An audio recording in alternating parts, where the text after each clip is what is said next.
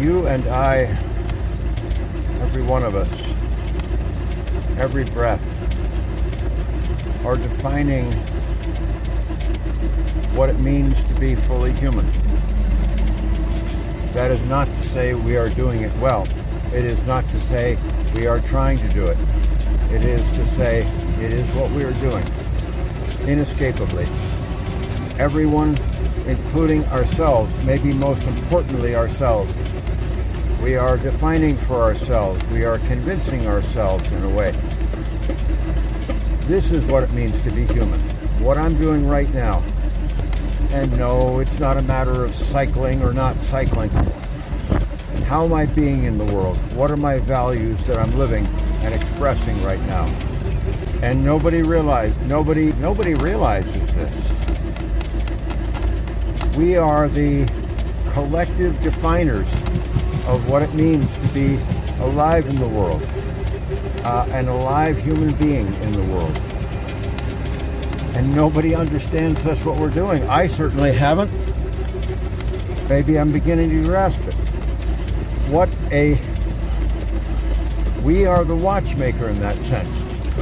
If anyone understood it, I think it's the man Jesus, who took responsibility for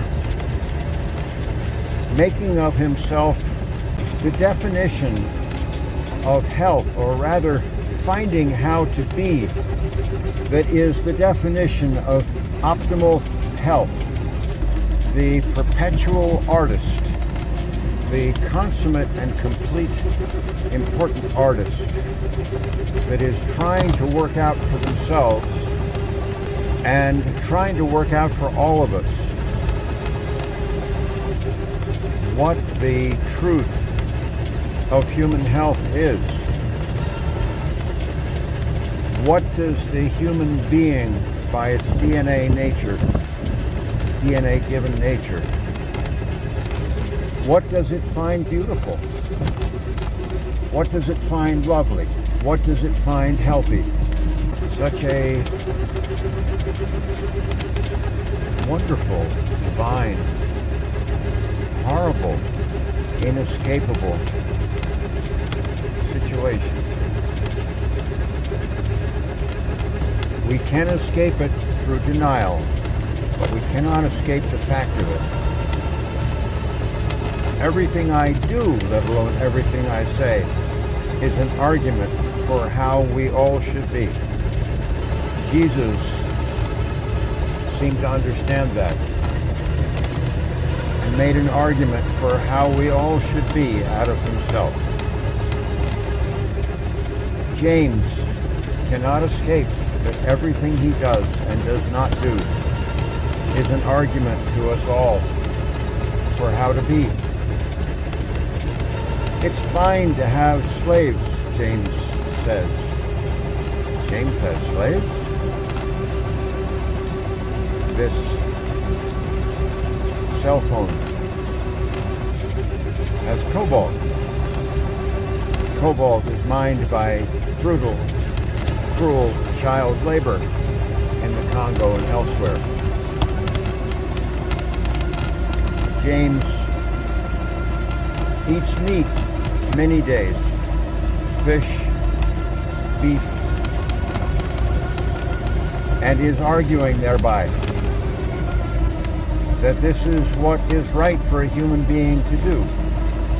He consumes at levels that are tiny fractions of what he did earlier in his years, but at higher levels than 80% of the world's population, or at least 50% of the world's population. Over 4 billion, as I understand it now. And he is arguing that Jesus is the model, and his argument is strong, the degree to which he is unwavering in his pursuit of complying with that model, embodying that model. An argument against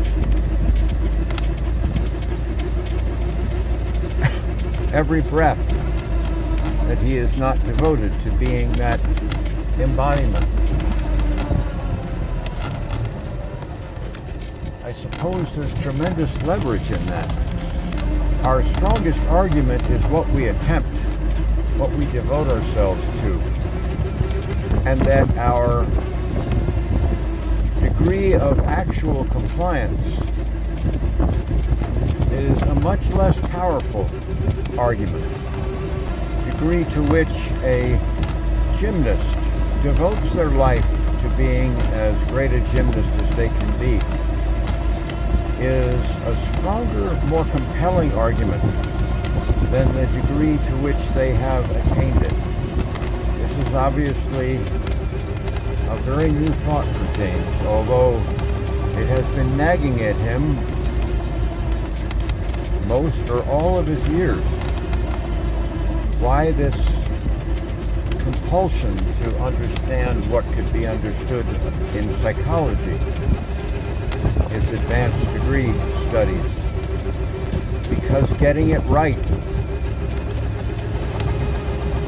is to experience optimal health oneself. And who would argue that they feel physically better when they are physically sick? We absolutely argue to ourselves without realizing it that to be less than fully healthy mentally and emotionally, psychologically, is of no consequence. Most of the time, we try to convince ourselves of that. But upon reflection, those times when we are the most whole, the most complete psychologically, is when we feel the best.